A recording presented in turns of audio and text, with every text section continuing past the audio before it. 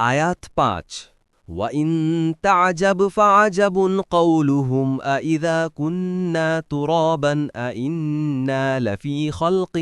جَدِيدٍ أُولَئِكَ الَّذِينَ كَفَرُوا بِرَبِّهِمْ وَأُولَئِكَ الْأَغْلَالُ فِي أَعْنَاقِهِمْ وَأُولَئِكَ أَصْحَابُ النَّارِ هُمْ فِيهَا خَالِدُونَ অনুবাদ আর যদি আপনি বিস্মিত হন তবে বিস্ময়ের বিষয় তাদের কথা মাটিতে পরিণত হওয়ার পরও কি আমরা নতুন জীবন লাভ করব এরাই তারা যারা তাদের রবের সাথে কুফরি করেছে আর এরাই তারা যাদের গলায় থাকবে শিকল আর তারাই আগুনের অধিবাসী সেখানে তারা স্থায়ী হবে তাফসীর ১ নং ফুটনোটের বিবরণ এ আয়াত ও পরবর্তী দুটি আয়াতে কাফেরদের মৌলিক তিনটি সন্দেহ ও তার উত্তর দেয়া হয়েছে সন্দেহগুলো হচ্ছে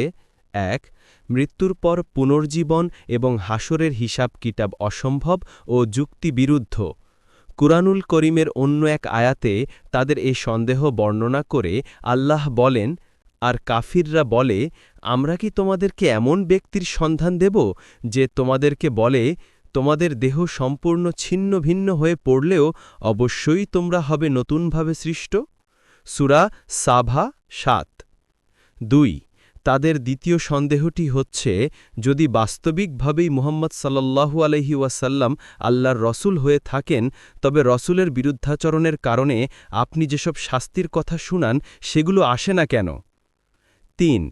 কাফেরদের তৃতীয় সন্দেহ ছিল এই যে আমরা রাসূলুল্লাহ সাল্লাল্লাহু আলাইহি ওয়াসাল্লামের অনেক মজিজা দেখেছি কিন্তু বিশেষ ধরনের যেসব মজিজা আমরা দেখতে চাই সেগুলো তিনি প্রকাশ করেন না কেন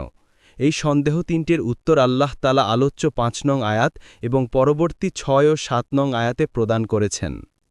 ২ নং ফুটনোটের বিবরণ এখানে রাসূলুল্লাহ সাল্লাল্লাহু আলাইহি ওয়াসাল্লামকে সম্বোধন করে বলা হয়েছে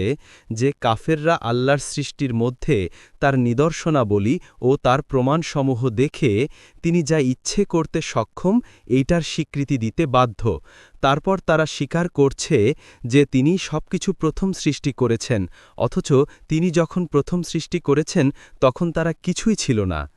এত কিছুর পরও যদি কাফেররা প্রতিটি সৃষ্টিকে পুনর্জীবনের বিষয়টির উপর মিথ্যারোপ করে তবে আপনি অবশ্যই আশ্চর্য হবেন কিন্তু তার চাইতে অধিক আশ্চর্যের বিষয় হচ্ছে তাদের এই উক্তি যে আমরা মৃত্যুর পর যখন মাটিতে পরিণত হব তখন দ্বিতীয়বার আমাদের কিরূপ সৃষ্ট করা হবে এটা কি সম্ভবপর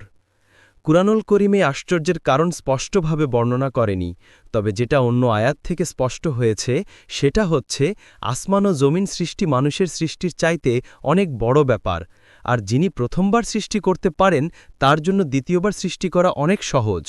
অর্থাৎ আয়াতের অর্থ আপনি আশ্চর্য হবেন যে কাফেররা আপনার স্পষ্ট মজিজা ও নবুয়তের প্রকাশ্য নিদর্শনাবলী দেখা সত্ত্বেও আপনার নবুয়ত স্বীকার করে না পক্ষান্তরে তারা নিষ্প্রাণ ও চেতনাহীন পাথরকে উপাস্য মানে যে পাথর নিজের উপকার ও ক্ষতি করতেও সক্ষম নয় অপরের উপকার ও ক্ষতি কিরূপ করবে কিন্তু এর চাইতে অধিক আশ্চর্যের বিষয় হচ্ছে তাদের এই উক্তি যে আমরা মৃত্যুর পর যখন মাটিতে পরিণত হব তখন দ্বিতীয়বার আমাদের কিরূপ সৃষ্ট করা হবে এটা কি সম্ভবপর কেননা পূর্ববর্তী আয়াতগুলোতে আল্লাহ তাআলার অপার শক্তির বিস্ময়কর বহির্প্রকাশ বর্ণনা করে প্রমাণ করা হয়েছে যে তিনি সর্বশক্তিমান তিনি সমগ্র সৃষ্টি জগৎকে অনস্তিত্ব থেকে অস্তিত্বে এনেছেন অতঃপর প্রত্যেক বস্তুর অস্তিত্বের মধ্যে এমন রহস্য নিহিত রেখেছেন যা অনুভব করাও মানুষের সাধ্যাতীত বলা বাহুল্য যে সত্তা প্রথমবার কোনো বস্তুকে অনস্তিত্ব থেকে অস্তিত্বে আনতে পারেন তার পক্ষে পুনর্বার অস্তিত্বে আনা কিরূপ কঠিন হতে পারে আশ্চর্যের বিষয় কাফেররা এই কথা বিশ্বাস করে যে প্রথমবার সমগ্র বিশ্বকে অসংখ্য হিকমতসহ আল্লাহ তাআলাই সৃষ্টি করেছেন এরপর পুনর্বার সৃষ্টি করাকে তারা কিরূপ অসম্ভব ও যুক্তিবিরুদ্ধ মনে করে আল্লাহ বলেন আর তারা কি দেখে না যে নিশ্চয় আল্লাহ যিনি আসমানসমূহ ও জমিন সৃষ্টি করেছেন ও এসবের সৃষ্টিতে কোনো ক্লান্তিবোধ করেননি তিনি মৃতের জীবন দান করতেও সক্ষম অবশ্যই হ্যাঁ নিশ্চয়ই তিনি সবকিছুর উপর ক্ষমতাবান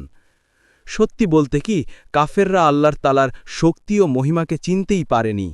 তারা নিজেদের শক্তির নিরিখে আল্লাহর শক্তিকে বুঝে। অথচ নভমণ্ডল, ভূমণ্ডল ও এর মধ্যবর্তী সব বস্তু আপন মর্যাদা সম্পর্কে সম্যক সচেতন ও আল্লাহ তালার আজ্ঞাধীন। মোট কথা, স্পষ্ট নিদর্শনাবলী দেখা সত্ত্বেও কাফেরদের পক্ষে নবুয়ত অস্বীকার করা যেমন আশ্চর্যের বিষয়, তার চাইতে অধিক আশ্চর্যের বিষয় হচ্ছে কেয়ামতের পুনর্জীবন ও হাসরের দিনকে অস্বীকার করা। ৩ নং ফুটনোটের বিবরণ। তারপর আল্লাহ তাআলা তাদের এই কথার পরিণতি সম্পর্কে জানাচ্ছেন যে তারা এর মাধ্যমে তাদের রবের সাথে কুফরি করেছে, কেননা আখেরাতে মানুষকে পুনর্বার নিয়ে আসা আল্লাহর জ্ঞান ও শক্তির প্রমাণ।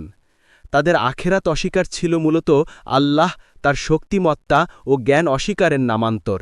এজন্য তারা কাফের হিসেবে বিবেচিত হয়েছে। ৪ নং ফুটনোটের বিবরণ। দুনিয়াতে যেহেতু তারা কুফরি করেছে, সেহেতু তাদেরকে আখেরাতের পরিণতি ভোগ করতেই হবে। আখেরাতে তাদের পরিণতি হচ্ছে তাদের গলায় শিকল পরানো হবে। গলায় শিকল পরানো কয়েদি হবার আলামত। তাদের গলায় যে শিকল পরানো হবে তা হবে আগুনের শিকল। তাদেরকে তা দিয়ে জাহান্নামের দিকে নিয়ে যাওয়া হবে।